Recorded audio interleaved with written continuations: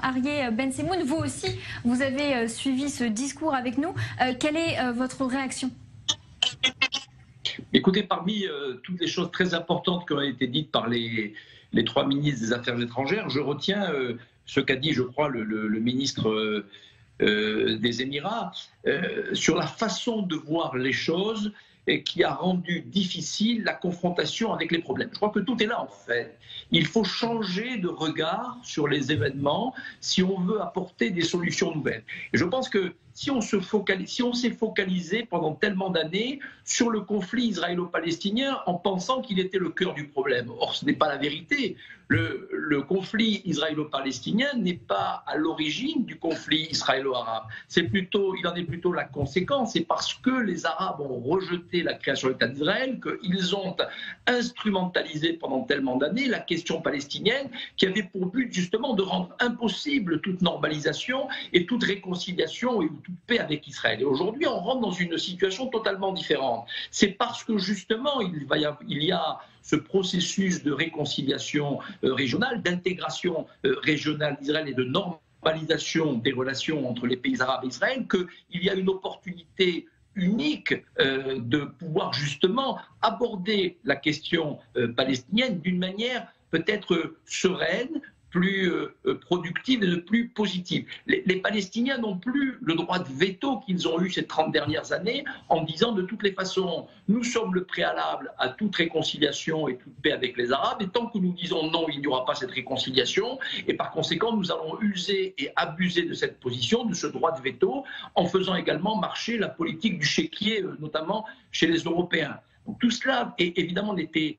Et c'est une très très grande perversité. Aujourd'hui, je crois qu'en regardant les choses différemment, les Émiratis, les Bahrainis, mais on le sait très bien derrière les Saoudiens, l'ensemble du monde arabe sunnite a véritablement envie, pour toute une série de bonnes raisons politiques, économiques, stratégiques, de cette réconciliation et de cette paix avec Israël. Et peut-être que maintenant, oui, on va pouvoir traiter la question de l'État palestinien. Alors, cette polémique sur l'État, je ne la comprends pas vraiment, pour dire la vérité, parce que je pense que cet État palestinien, il existe de facto. Après, tout dépend de ce que l'on met derrière les mots. Il y a au sein des Nations Unies un certain nombre, il y a 192 États, si je ne me trompe pas, mais tous les États ne se ressemblent pas, tous n'ont pas les mêmes prérogatives, n'ont pas exactement la même dimension. Le Vatican est un État, le Luxembourg est un État, l'Andorre et Monaco sont des États. Il y aura et il y a déjà de facto un État palestinien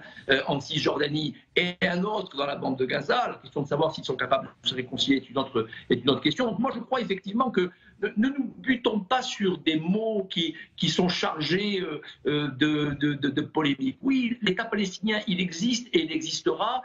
Et la question, c'est d'en déterminer la dimension, la forme, mais la seule manière d'y parvenir, ce n'est pas, comme je l'ai dit tout à l'heure, de répéter une formule creuse, mais bien de se mettre autour de la table pour essayer justement de trouver la solution qui convienne le mieux à toutes les parties. Et nul doute qu'à partir du moment où l'environnement régional sera plus détendu et plus favorable à la paix, ce qui semble être le cas aujourd'hui, il y aura une négociation avec les Palestiniens qui, contrairement à celle auxquelles nous avons assisté pendant les dernières années, ne se terminera pas par un échec, mais se terminera par quelque chose qui sera véritablement un accord. Dès lors que la question palestinienne n'est plus un préalable, alors on retire cette capacité que l'autorité palestinienne s'est auto-octroyée de s'aborder toutes les initiatives pour que justement elle puisse devenir cette autorité palestinienne ou celle qui va lui succéder, parce que Mahmoud Abbas et les gens qui sont autour de lui ne sont pas immortels. Probablement qu'une nouvelle génération, dans les semaines, les mois, et j'espère pas les années, mais au moins les mois qui viennent, pourra prendre le relais.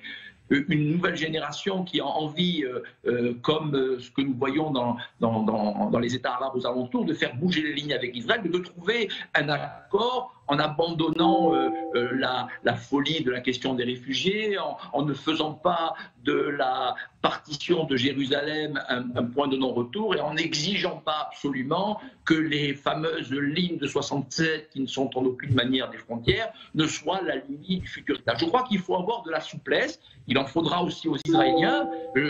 Dans une négociation, il faut toujours être prêt à faire des concessions, parce que si on n'est pas prêt à faire des concessions, on n'est pas dans la négociation. Et moi, je crois que l'environnement dans lequel nous sommes en train d'évoluer, vers lequel nous allons, est porteur de beaucoup d'espoir. Alors oui, il y aura la paix, oui, il y aura un État palestinien.